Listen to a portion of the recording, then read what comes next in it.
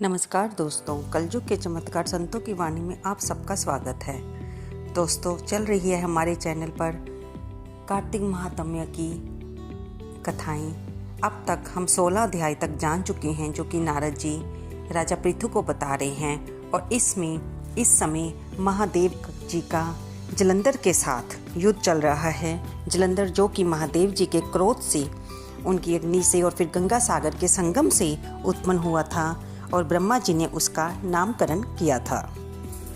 अब नारद जी आगे बताते हैं कि महादेव जी को पराक्रमी देख अपनी माया से शिव जी को धोखा देने के लिए जलंधर ने पार्वती का रूप बनाकर रथ के ऊपर बांध ली और शुंभ निशुंभ आदि दैत्य उसको मारने लगे।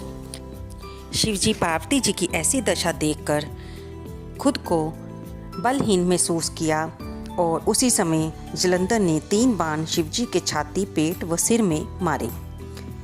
इस समय विष्णु भगवान आए और उन्होंने शिवजी को जलंधर की माया के बारे में बताया कि उसने ये सारी रचना अपनी माया से की है और पार्वती जी बिल्कुल ठीक हैं। इस पर शिवजी को क्रोध आ गया और वे ज्वालामय भयंकर रूप बनाकर जलंधर के सामने आए। शिवजी के इस महाभयंकर रूप के सामने दैत्य न टिक सके और 10 दिशाओं में भाग गए। तब शिवजी ने शुंभ निशुंभ को श्राप दिया कि तुम मेरे युद्ध से भागे हो, इसलिए पार्वती के हाथ से मारे जाओगे। तब जलंधर ने तेज बाणों की वर्षा करके पृथ्वी को अंधकार से ढक दिया।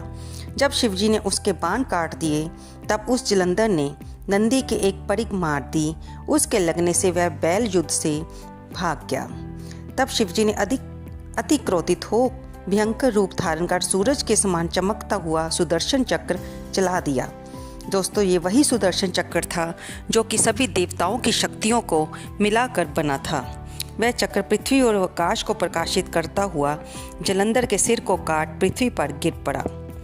रथ से उसका शरीर पृथ्वी पर गिर गया और उसके शरीर से तेज निकलकर भगवान शंकर में समा गया तथा वृंदा का तेज भी गौरी के शरीर में समा गया। इसे देखकर ब्रह्म आदि देवता भगवान शिव को प्रणाम कर उनकी स्तुति की और फिर उन्होंने भगवान विष्णु का हाल कहने लगे कि हे महादेव, आपके देवताओं के शत्रुओं से रक्षा की, परंतु एक बात पैदा हो गई कि वृंदा की सुंदरता से भगवान विष्णु मोहित हो गए और वे वहीं पर लेटे हुए हैं जहां पर वृंदा ने अपने प्राणों को त्यागा है। रुद्र बोले, हे देवगण, विष्णु का मोह हटाने के लिए योग माया की शरण में जाओ, वह तुम्हारे कार्य पूर्ण करेंगी। नारद बोले, ये कहकर अपने गणों सहित शिवजी अंतर ध्यान हो गए और देवता योग माया की स्तुति करने लगे। देवता बोले, जिसके शरीर से सृष्टि, पालन और नाश करने वाले सतोगुण, रजोगुण और तमोगुण पैदा हुए हैं, जिसकी इच्छा से संसार की उत्पत्ति और नाश होता है, उस मूल प्रकृति को हम नमस्कार करते हैं। जो प्रकृति 23 गुणों से उच्चारण की जाती है और संपूर्ण जगत में व्याप्त है, उसे हम प्रणाम करते हैं। जिसकी भक्ति करने वाले पुरुष सदा दारिद्र्य, भय, मोह, तिरस्कार से दूर रहते हैं, उस मूल प्रकृति को प्रणाम है। इस प्रकार स्तुति करते हुए देवताओं ने आकाश में एक तेज मंडल को देखा। उस समय एक आकाशवाणी हुई। शक्ति बोली, मैं ही 3 प्रकार से 3 गुणों में रहती हूँ, गौरी, लक्ष्मी और सरस्वती। इनमें रज, तम, सत, इन तीनों गुणों का आश्रय मैं ही हूँ। हे देवताओं, वही तीनों तुम्हारा कार्य पूरा करेंगी। नारद जी बोले, देवताओं के देखते देखते वह तेज अंतर्ध्यान हो गया।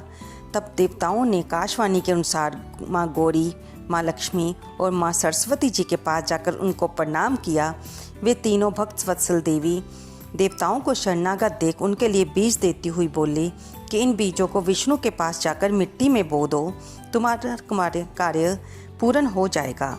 नारद जी बोले, हे राजन, देव और सिद्धों के समूह ने प्रसन्न हो उन बीजों को वृंदा की चिता भूमि में, जहाँ विष्णु भगवान दुखी हों विराजमान थे, बो दिया। और ये सत्य वाक्य का महात्म्य बताया है। जो कोई इसे पढ़ेगा, सुनेगा, वह स्वर्ग प्राप्त करेगा। जो एकाग्र मन से सुनेगा, उसे विघ्न नहीं सताएंगे। पुत्रहीन पुरुष सुनेंगे तो पुत्र की प्राप्ति होगी। दोस्तों, यहाँ पर कार्तिक महात्म्य का 17वां अध्याय पूर्ण होता है। इसमें हमने जाना कि तीनों देवियों ने भगवान विष्णु का माया से निकालने के लिए, मोह से निकालने के लिए उन्हें देवताओं को बीज दिए और इन बीजों से कैसे माँ तुलसी उत्पन्न हुई ये हम आगे जाकर जानेंगे। आपको ये वीडियो कैसी लगी कृपया इसे लाइक करें, शेयर करें और कमेंट करें। धन्यवाद दोस्तों।